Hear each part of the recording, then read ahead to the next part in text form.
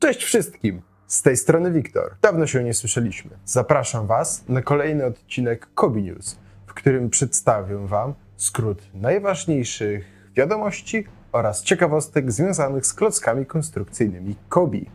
Kobi. Buduj historię klocek po klocku. Uwaga!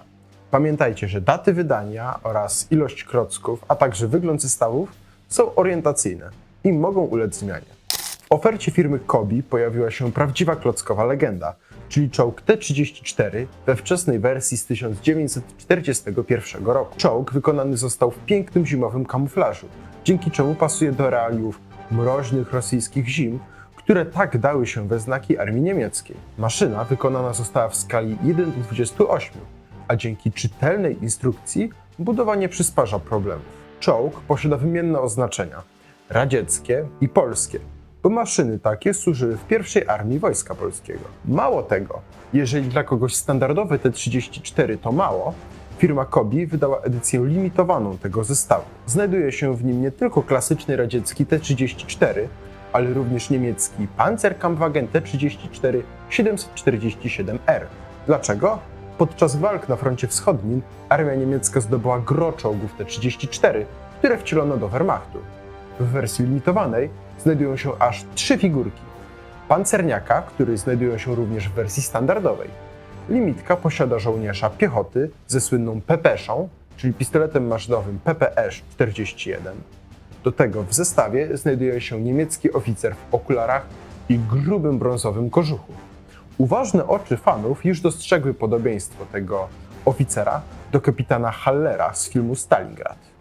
Mówiąc o T-34, płynnie przechodzimy do ostatniego wydarzenia, w którym udział brała dzielna ekipa Kobi, czyli do 80. rocznicy bitwy pod Studziankami. Pośród kultowych czołgów T-34, które są weteranami tamtych walk, znalazły się czołgi pierwszej warszawskiej brygady pancernej, czołg Leopard oraz Abrams. Wśród sprzętu pancernego nie zabrakło rekonstruktorów Wojska Polskiego. Połową z nich była załoga Muzeum Wojska Polskiego, która przywiozła ze sobą legendarnego T-34 z numerem bocznym 130. Tuż obok niego rozłożyło się stoisko Kobi, które w niedzielę gościło Mateusza z kanału Tank Hunter. Wydarzenie to było świetną okazją dla przypomnienia pamięci o bohaterskich żołnierzach, którzy zdobywali i bronili przyczółku warecko-magnuszewskiego, a później walczyli o Studzianki. Mówiąc o bitwie pod Studziankami pancernymi, należy wspomnieć o obrońcach, bo przecież Wojsko Polskie nie walczyło z duchami. Naprzeciw pierwszej warszawskiej brygady pancernej imienia bohaterów Westerplatte stanęła pierwsza dywizja pancerno-spadochronowa Hermann Göring.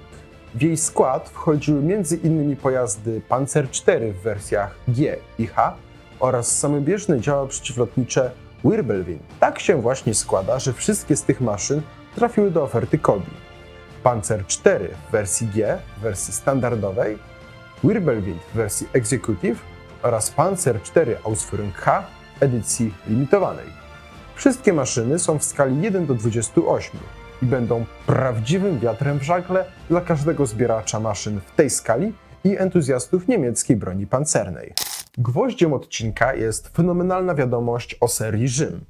Już jesienią rozpocznie się nasza przygoda z Cesarstwem Rzymskim. Do tej pory pokazano jedynie figurkę rzymskiego legionisty, ale seria, która nosi roboczą nazwę Imperium Romanum, przyniesie masę nowych, dedykowanych elementów, takich jak broń, zbroje czy tarcze. Mam nadzieję, że w pozytywny sposób zaskoczymy Was ilością szczegółów oraz pracy, jaką włożyliśmy w przygotowanie tej serii. Niektórzy starsi zbieracze klocków Kobi postawili tezę, jakoby był to powrót serii Rzymianie i Barbarzyńcy. Nie, jest to zupełnie inne spojrzenie i nowe otwarcie na historię starożytnego Rzymu. To już wszystko na dziś. Dajcie znać o swoich wrażeniach w komentarzach pod tym filmem. Zapraszam też do śledzenia naszych mediów społecznościowych w serwisie Facebook, Instagram oraz TikTok. Czekam na Wasze opinie oraz komentarze, które są dla nas bardzo ważne. Do zobaczenia za tydzień i pamiętaj, buduj historię, klocek po klocku.